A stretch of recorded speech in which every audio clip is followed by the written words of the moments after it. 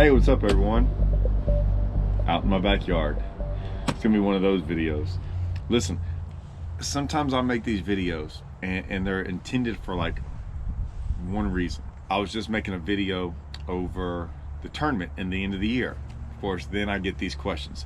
There are guys wanting me to make a video over like what I'm looking for, like certain different things. So there's two things that have popped up in my last video that I'm gonna make videos about. So one of them is this. This is the one I'm gonna make a video about today.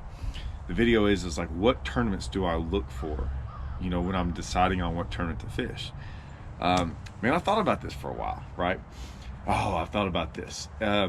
It comes very easy to me to kind of look at it, but the way I look at it might not be the way everyone looks at it. So, and that's okay. Like, there's nothing wrong with that, but I'm just gonna tell you what I look for in a tournament. So let's just get down to it. What I'm looking for. There's a lot of things that I would love to say this is the number one thing, but there's not one. So I'm just gonna kind of list them, right? These are like some of my most important things. One is I wanna make money in the tournament. That's my number one thing. Maybe that is. Okay, I'll say that. Yeah, that's my number one thing. I wanna be able to make money in a tournament. I don't wanna just go fish a tournament kind of for fun where you can maybe make some money and stuff. I mean, some people do that. I personally don't. If I'm going to spend my time, and like I said, I mean, I fish a lot of tournaments. I do a lot of things away from the house. So if I'm gonna go like spend time away from the house, away from my family, away from all these things, I don't want to go do it for the just to say I fish tournament. Don't get me wrong, I enjoy fishing tournaments. So the fun factor is there, but if there's a chance to make money, like say I have a choice, right? I have a choice at this tournament and this tournament, I'm always going to go fish the tournament I think you can make more money at. Now, we'll kind of get into that because like I said, being able to make more money, not saying I need to come in first to make more money, it makes sense, okay? Like the money's there to be made by someone, like, right? By quite a few people should make money in this event, not just like 2 or 3 guys, right? That brings me to my next one. Like I want to make sure these tournaments are like run well, and usually I want to make sure that they have a lot of people. The more people, the more money you have, right? Is going to be in that pot. Now, the way I look at it is we used to fish tournaments all the time that might have like 30 or 40 guys. And were they smart tournaments? No.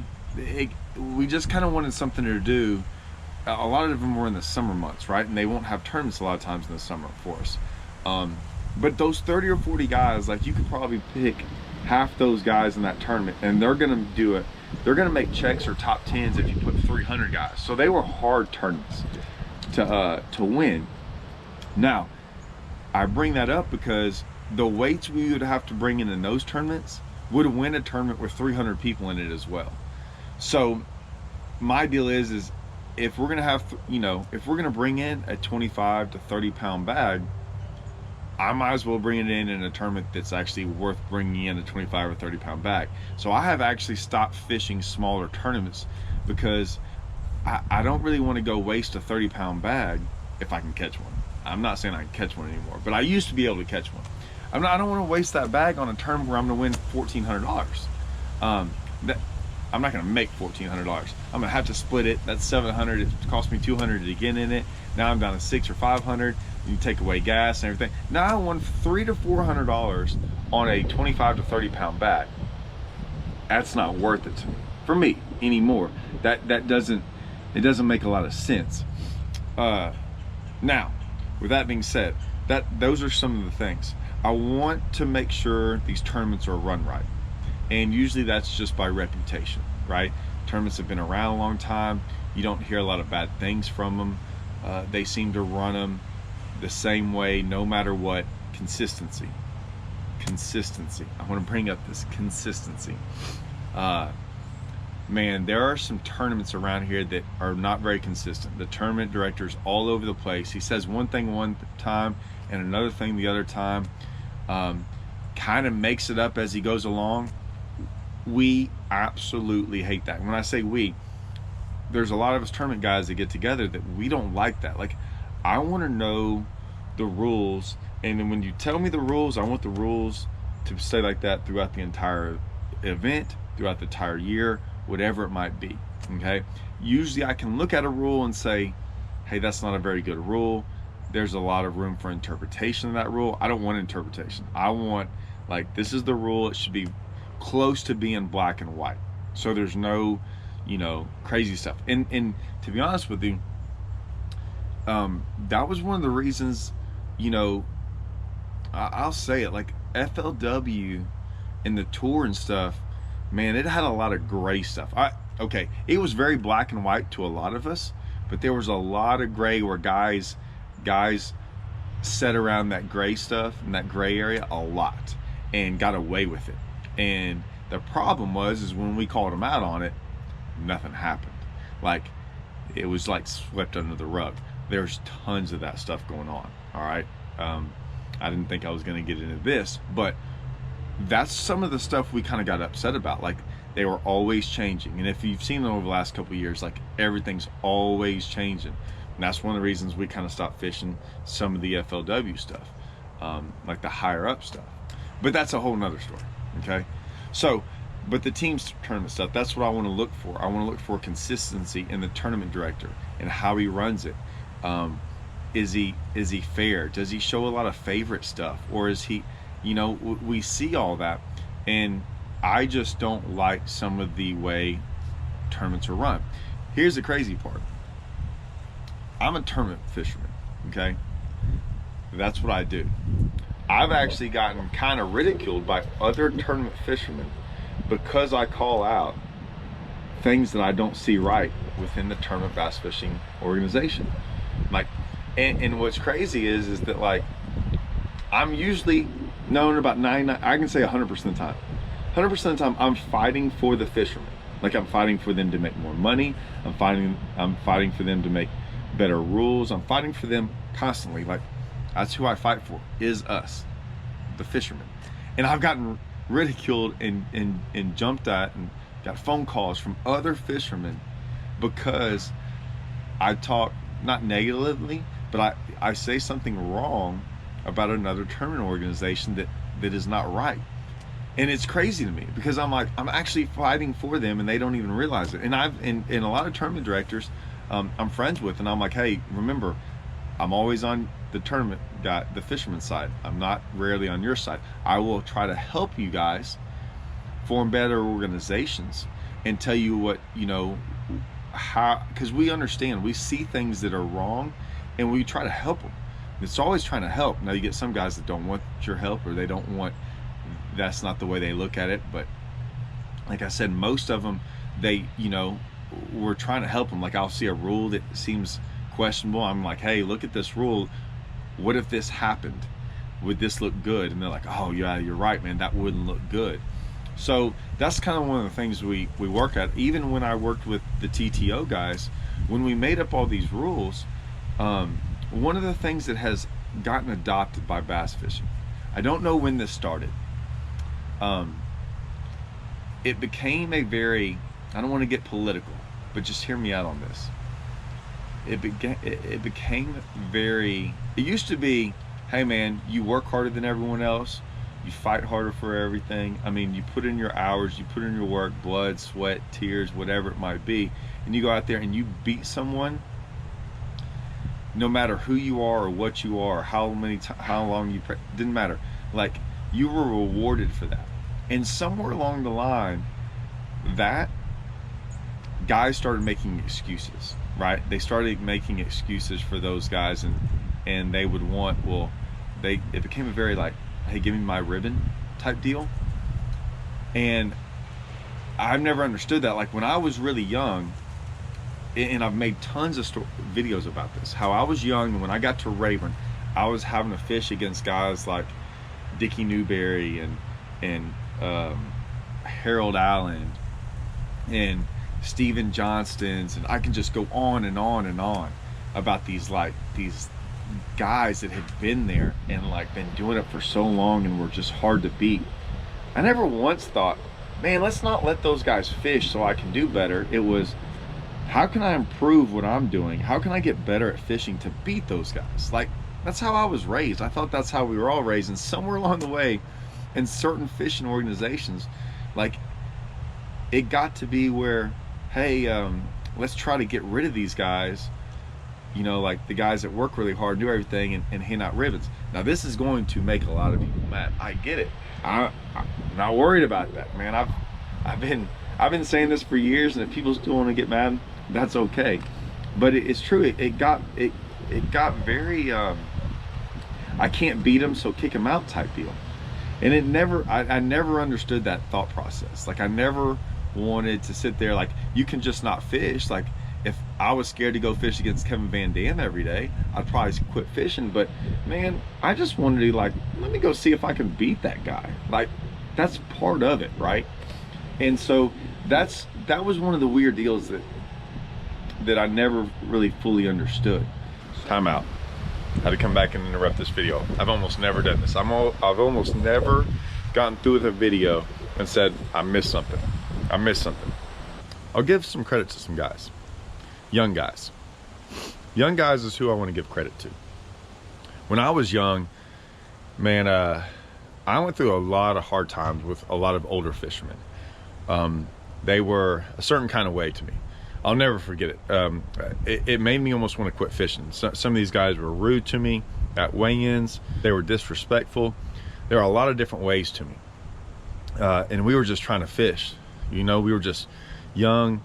Sometimes we were in high school. We eventually got to college, but we were just young kids trying to fish with the grown-ups, the big boys. And it was hard on us. We never complained about them fishing. We just wanted to like fish against them and beat them. And I see that even now. Like I see young guys getting out there wanting to compete with the best of the best to get better and do all that stuff. I give y'all guys some credit, because let me tell y'all something. Young people a lot of times don't ever get that credit. They're always being told what to do. They're always told that their generation's wrong, whatever. I will say most of these young kids out here fishing, they're not the complainers, they're not the whiners, they're not any of that stuff. They're just out there trying to like compete with the big guys, the big boys of the fishing. And when they get beat, you know, that's what happens. They just get beat, and then they go out there and they work harder and try to, you know, do whatever they can to compete against some of the guys that have been doing it for a long time. So I'm just gonna throw that in there. And there's probably some older guys sitting there going, you know, thinking about it for a little bit. Yeah, it's probably them. I'm just saying. It's usually not the young guys. So hey, young guys who are watching this, and I don't have a lot of young guys that probably watch my videos, but if there are some, man, keep doing what y'all are doing. Keep working hard. Keep trying to compete with the older guys in the sport. Don't let them get you down. Hey, older guys, sometimes you can take something from them young kids, man. They're just out there. They're not whining. They're not crying. They're just out there trying to compete. Think about it. All right, back to the video. So which brings me back to the TTO guys. When we got with the TTO guys, there were certain things that I did understand within the fishing community that people didn't like. And what I always wanted, and what most guys always wanted, was, look, I don't mind getting beat by a Kevin Van Dam, right? I don't mind getting beat by a Dickie Newberry, you know, a Steven Johnston. I mean, we can get around Texas, right? We got all these guys around Texas on different lakes. The Harrelsons down there in South Texas, the Tim Renaults, you know. I got to go fish against Charles Whitehead, you know, around Central Texas. I mean, that guy's a stud. You got to go beat Jeff Reynolds up, you know, at Texoma. You got to beat some guys around the Ray Roberts area. Like, we know the guys, and I'm leaving a bunch of guys out, so don't get me wrong. But, you know, the Glenn Freeman at Toledo Bend, you know, those guys, you had to go beat and compete against those guys. Now, where I wanted it fair, or where guys wanted it fair, and I totally get their point of view, was like, man, it's hard for me to compete against a guy who's out there fishing 5, 6, 7 days a week. I agree. That's hard to beat. I get that. Like, I will never say that that's not true, that like more time on the water. We can't preach more time on the water all the time to everyone. That's how you get better. And then say, I got to go fish against this guy, and this guy's getting more time on the water, and it's fair, right? So I'm cool with the fair part, right? And so I don't mind off limits. I don't mind any of that stuff. Now, I've also looked to where it becomes off limits like constantly. Like, I'll look up and it'll be 5 days of off limits here for this tournament, and then off limits over here, and I'll look up in a month and I'm like, I've got off limits for a whole month. I can fish every weekend, one day, but I can't actually go out there and practice or fish. And to me, fishing was always a little bit about practicing. Like, I'm not asking for a lot of practice, just some practice, something to give me, so I can at least get out there and have a chance. Because to be honest with you, those guys are still hard to beat, even if they're not practicing on a lake that I have to drive to, that I might not ever get to hardly fish. I mean, I want at least a day of practice. So that's for me though. So I like the off limits. And when I worked with the TTO guys, I was like, hey, let's put a decent enough off limits on there, but have enough of a little practice, right?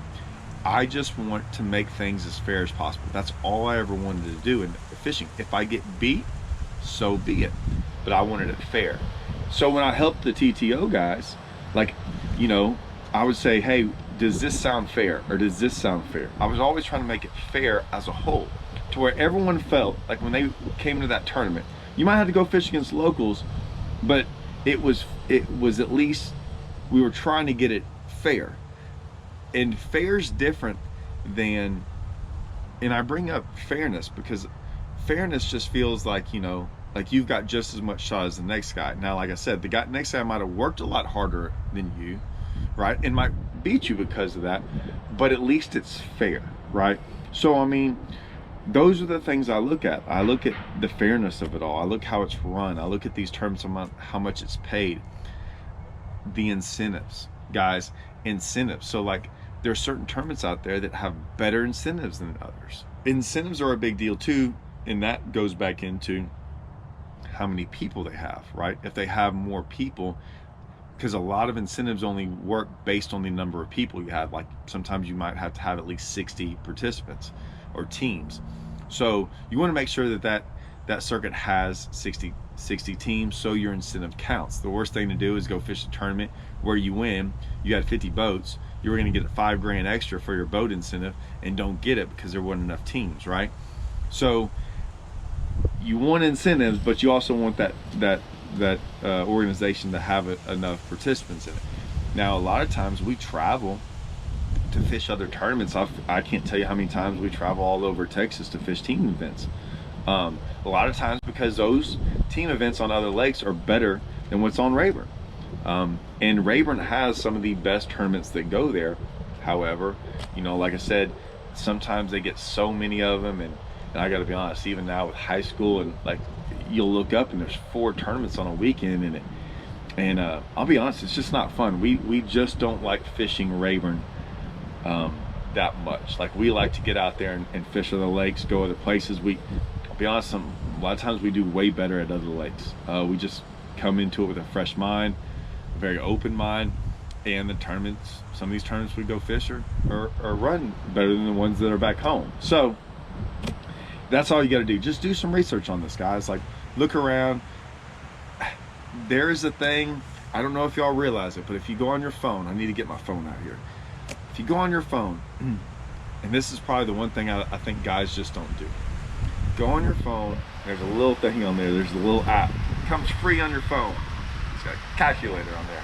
Take that calculator and look up their past events, add up the money. Just add it up. And you will see some amazing things about what's actually getting paid, stuff like that. Like what's actually getting paid out. And don't look at it as this one tournament says, hey, we're paying back 100%. Maybe. I mean, there's some tricks in there, right? Like maybe they give away some rods and reels, which is not bad, but they say that rod's $300 and that reel's $300 and this and that, and they pay out 100%, but that was all pretty much given to them by sponsors and everything else like that. And is it, like I said, it's better to do it with a calculator on the money that you know what the entry fees were to get in it, and you know what was being paid out. Some of that stuff does go to championships, so you do have to kind of figure that out. We don't ever forget that. But yeah, like, do that. You'll be surprised. You'll be surprised. And you know, like I said, even with the TTO stuff, that's why and you can ask those guys, I was like, man, make a side pot, make a side pot. And they didn't want to. They'll be the first ones to tell you they didn't like it. And I was like, man, the side pot, if your tournaments don't have side pots, okay, you as a fisherman are missing out. You should go to every tournament organization and ask for a side pot, and here's why. Side pots are 100% payback. I don't even have to say anything else. I should be able to stop at that comment and be like, that's all I should be able to say, and you should understand that. But if not, 100% payback, right? That means the tournament organization actually has to do more. They actually have to keep track of that money and then pay that money out. But they don't get any of that. That goes to us as fishermen. We're already gambling. Might as well just get the 100% payback. A casino would never do that, right? A casino would never let you do a side pot to where it's just between you people, right? And then that person gets it. No, they always want a bit of that cut. Well, side pot, if you pay an entry fee, there's always a percentage, right? There's always a percentage that is being kept. Side pots don't let you keep that money. It's getting back to the anglers. I mean, so it's a no-brainer, guys. Side pots are great. They are, and it's just 100% payback. I can't say anything else. It's giant. So side pots, incentives, all that little extra money you can see, there's the tournament. There's what you want in a tournament. Run well, consistent. Watch out for the bad ones, guys. There's some bad ones out there, and, you know, they are what they are. But that's all I can help you with. That comment was asked, like, hey, what am I looking for? That's really what I'm looking for. If you've seen enough of my other tournaments, I didn't really get into the individual tournaments, you know, like the Bassmaster Opens, the Toyotas and stuff like that. I think between me and Hallman and all of us, if we've done enough bass angler therapies, y'all have seen that what we think about those. Not saying they're bad or good, but we've kind of discussed like what are good, what are bad. Even like the BFLs. BFLs, one of probably the worst paybacks there is in fishing.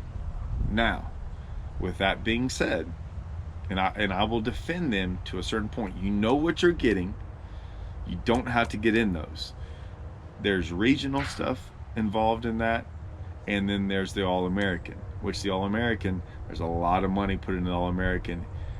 I went and fished it, came in fourth, made a lot of money, and it was a free event, right?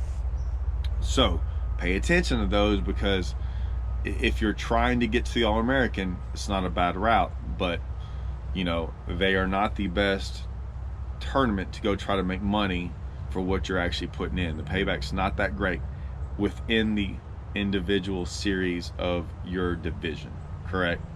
Even like the Toyotas, which is crazy about the Toyotas are pretty darn good money, considering I still think the Toyotas are probably the best bang for your buck.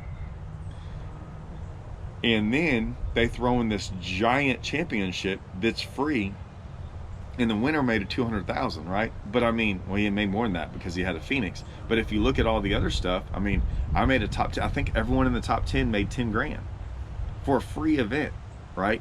And then on top of that, the highest place finisher from each division made another 10 grand.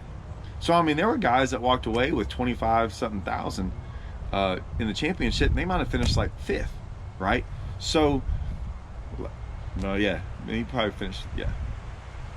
So, you know, like I said, I counter all that into that. So just look at championships, look at all that stuff, look at everything. And let me tell you all something. I'm gonna throw this in there too, because this video is going too long. That championship, how do I say this? Championships should be good. There's a B. There's a B. Get out of there, B. Why do I always have these B's and wasps? Look at it. It's all around me. Look at championships. A championship should be over the top good. To me, if not, it's just another tournament, right? So don't call it a championship. It's just another tournament. A championship where everyone gets in is not really a championship. I think you should have to qualify for a championship, and I think that's important. And even with the TTO, they asked us, why don't we have a championship? And I'm like, look, we want all the money put in at the tournament we're about to fish, okay? And that was kind of going back to the BFLs, right? Whereas you're putting a lot of money into that BFL, right? Each event, going to a regional or a championship. And that's okay, right? But just always remember that money you're putting in there is going somewhere else if you don't make it. In the TTO, I said, hey, instead of putting all that towards a championship, let's keep all that money in the actual event we're fishing, right? So when you do good, and you win a tournament, you don't miss out on that money that's going to a championship that some other guy might, you know, win. We're keeping it all right here in-house.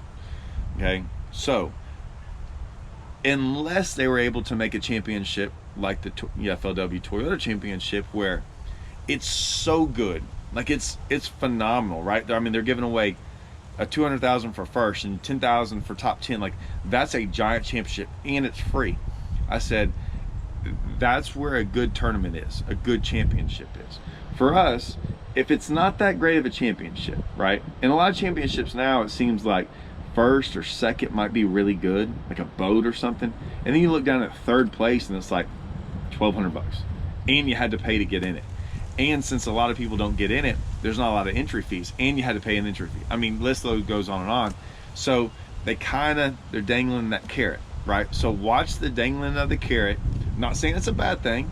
We've won some championships with a boat and stuff. I get it. I'm not saying it's a bad thing. I'm just saying pay attention to it, because, you know, sometimes tournaments that don't have a championship, they might be trying to keep all the money in-house, to where the guys that fish that actual tournament, it goes to all the guys who fish that actual one event tournament. So like I said, look at all of it, guys, man. Just pay attention to it.